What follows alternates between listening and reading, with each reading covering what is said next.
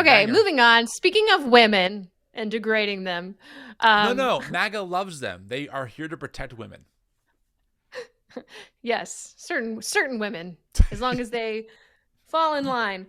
Okay, so actually, this is actually some good news. So the Supreme Court a couple of days ago, Yep, basically ruled against Trump for, I think, the first time since Trump stacked SCOTUS for that I can remember. It's one of the bigger rulings. I mean, there's been a few things that I think that they've shot down. I mean, they didn't shoot down giving him unlimited, power with immunity. Right. That sucks, but yeah.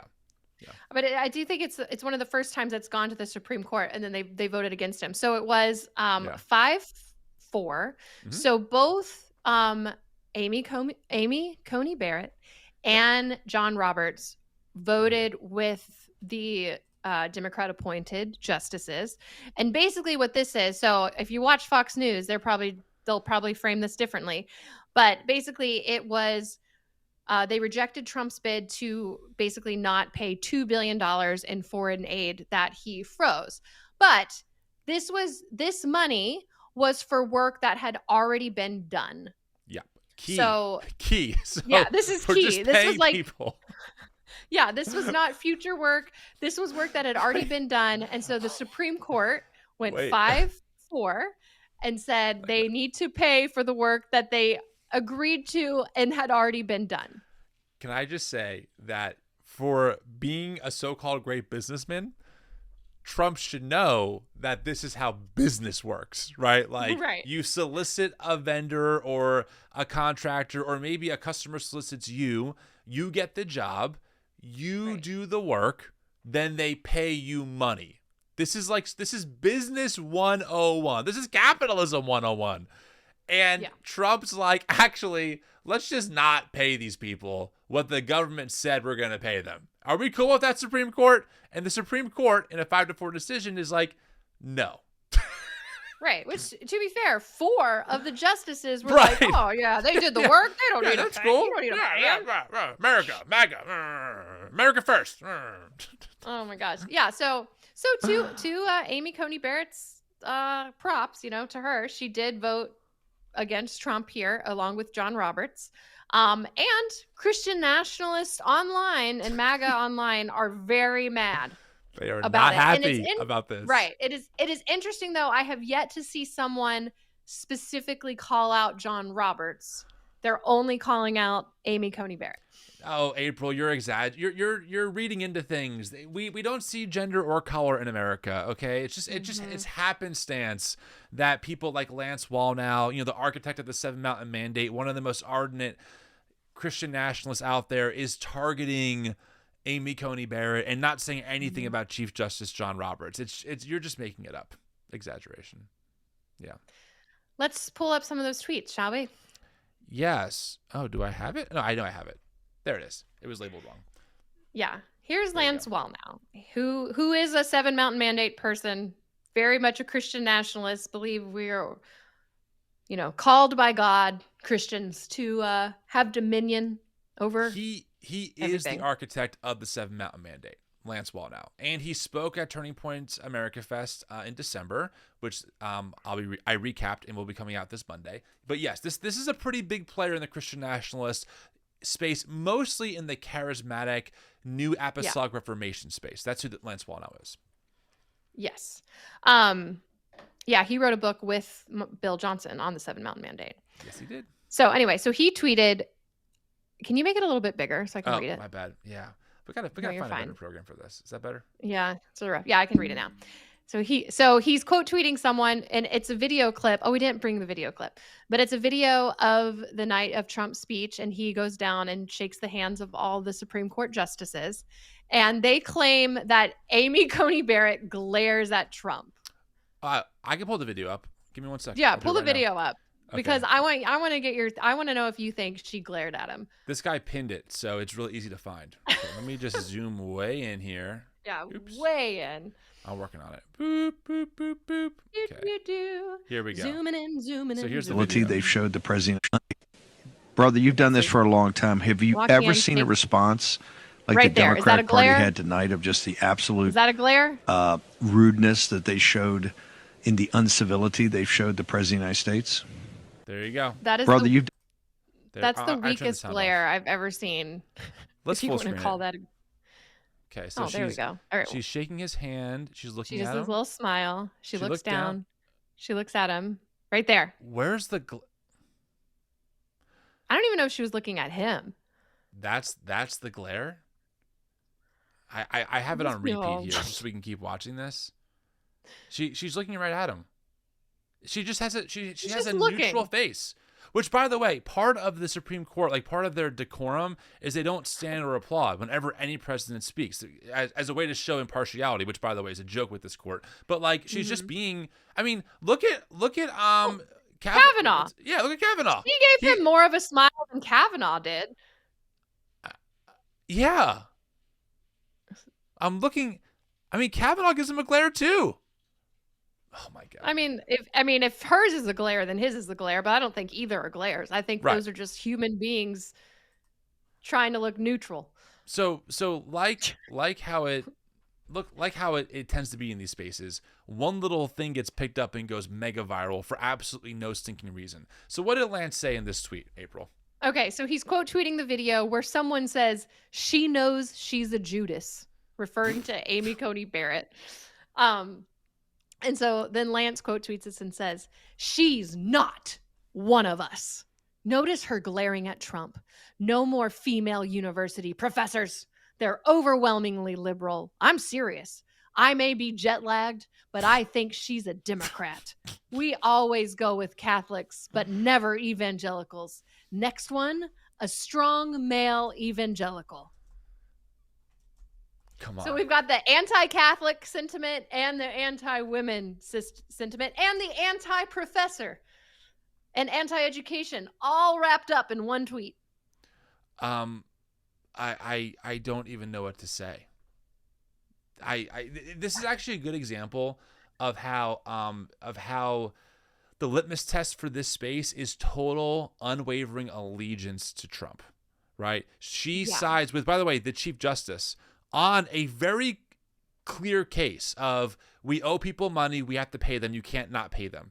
And Lance's response is, oh, now it matters that she's Catholic, and now she's probably a Democrat, and we need also a male one, not a female one. So, like, really, the hood comes off, and yes, it turns out that you are misogynistic. Yes, you absolutely are a religious zealot because you actually don't like Catholics. We know, Lance, we knew all this. We knew all of this. And now you finally said the quiet parts out loud. You don't want women in leadership. Of course you don't. Also, the Supreme Court justices are supposed to be nonpartisan. That's like, the obviously, idea. they are appointed by partisan presidents, but they, like, their jobs, they're not supposed to be partisan in any 100%. way. Yeah, 100%. But they just want their little yes men, 100%. Yes women. And then we have, this is another one. So, okay, Jack Posobiec is really not a great human being. I mean, there's a long legacy of him cozying up to like just blatant white supremacists. He tweets out, Amy Coney Barrett shows the danger of Republican DEI. And here we go. Here's when the gun gets aimed on their own, right? DEI, we need meritocracy, not qualified. Oh, she's not voting. She's not ruling how we want her to rule. She must be a DEI hire now. Wow. Yes. It reminds me of Francesca Ramsey. She's on TikTok. She's the woman who became well known for the Leopard song. Do you know the Leopard song? I don't think I do. Where she basically takes Republicans when someone turns on them, and she sings this song like, I never thought the leopards would eat my face. And basically it's so here's Amy Coney Barrett. And that's like the thing that is really frustrating with the women that are in these spaces that are super patriarchal and very anti-DEI. Yep. Like, DEI includes you. Like, when we are fighting for diversity, equity, and inclusion, that includes women. 100%. That includes white women too. And when they're like, they are fighting against their own interests. It's like when you hear Ali Stuckey rail against feminism, and you're like, you know that feminism carved the path for you to make a lot of money doing what you do, Ali, right? Like without the early feminist movement, which by the way, many of them were early Christians and even evangelicals, without the early feminist movement of the 20th century, 19th and 20th century, you would not be able to do what you're doing. You wouldn't be able to vote, Allie. You wouldn't be able to make any money the way that you're making it. You wouldn't be able to speak in public the way that you're speaking. You wouldn't be able to. And for these women to essentially shit on their own tradition that gave them this access it's unbelievable. And so, yes, to your point, why are, it's just kind of, I guess it's a warning to MAGA women out there that you're on the chopping block too. Like the second something goes wrong, the second you push back, the second you gain your own voice and have your own brains, is the second that you're called a Republican DEI hire. Is the second you're told you can't really lead. This is how it is. And we have quotes. I mean, Joel Webbin, another raging Christian nationalist who's off his rocker, says it very clearly that women should not be able to lead in government under Christian nationalism. Stephen Wolfe, the author of The Case for Christian Nationalism, says on a podcast, we have the clip, we shared the clip, that under Christian nationalism, women should not be able to hold positions of leadership, especially in government, because they're too empathetic, they're too soft, and that atheism is crushed. That's why whenever I see an atheist or a woman or even a gay person advocating for these MAGA ideals, I'm like, are you trying to push yourself off the cliff? Are you trying to push yourself off the ledge? You're participating in your own you're participating against your own interests in every single way, because they will absolutely come for you, not even a question. Yeah, Joel Webbin, literally just earlier today, I saw a video of his going around where he says he does not want to see women in the public sphere at all. He does not want to see women with podcasts. Like we're talking. Of course he doesn't. And these men who want these things are getting positions of power. And and you had people like Laura Loomer. She also tweeted that Amy Coney Barrett is a DEI appointee. Meg Basham went against Amy Coney Barrett too. Yeah, Amy Coney. She said, she says that Trump's probably regretting thinking that Amy was a mistake. The tweet reads, Trump has to be thinking that Amy Coney Barrett was a mistake. You will not find many women like Thatcher who are not for turning. And again, like Megan, what are you doing? Like, what are you doing here? All Amy did was, remember, the whole point in theory of the Supreme Court is to uphold the law, right? So, and how do we interpret the Constitution? Like that's the big two things that they got to do. And they have to rely on the Constitution and be as constitutional as possible. That's the whole point of their role before it got real weaponized, right? And so Amy is probably reading the Constitution, reading the law, and saying, yes, under the law and under our Constitution, I side with these justices, saying that we have to pay people what we said we're going to pay them. And Megan, for work they've already done. Yes, the work is complete, and now they want to get paid. That's fair. That's just. That's biblical, for crying out loud. It's capitalism. It's all the things that Megan claims to be for. And her response to this is, maybe it's a mistake to have her on the court because she's a woman. For one thing, and how many times has she voted in favor of Trump that I have vehemently disagreed with too? And she does one thing that's the most annoying. Okay, I need to stop saying the most annoying because there's a lot of annoying things. One of the annoying things about it is you can have a whole lifetime track record of doing the most evangelical, the most conservative things. Yep. And the second that you go away from the pack or just even if it's one issue, if you go slightly off track, you're suddenly out. You're a DEI appointee. You were never one of us. It's immediately dismissed for everything they've ever done. I mean, it's the same thing that happens to us.